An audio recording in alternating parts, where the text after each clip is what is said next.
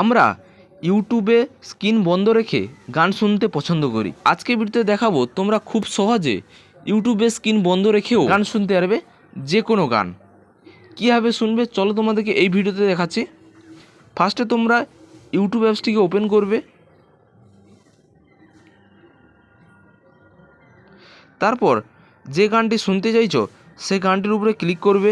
আমি এই গানটি শুনবো, এই গানটি ক্লিক করে দিয়েছি, আমার গানটি চালু হয়ে গেছে। এখান দেখতে পারবে শেয়ার, এই শেয়ার অপশানে ক্লিক করবে।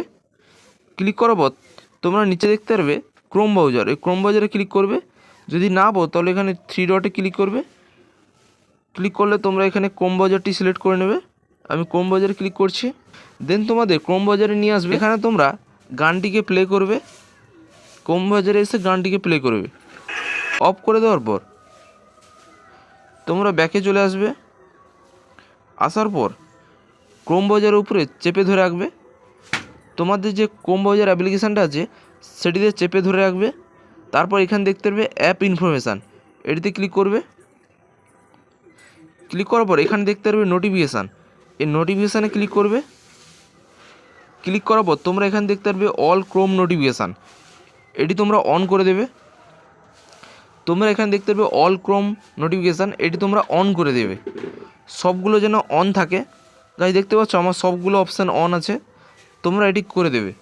করে দেওয়ার পর তোমরা ব্যাকে চলে আসবে। তারপর উপর থেকে তোমরা নিচে টান দেবে। তারপর যে গানটি শুনছিলে দেখো এখানে নোটিফিকেশান চলে এসছে। এখানে যদি আমি প্লে করি গানটি চলবে।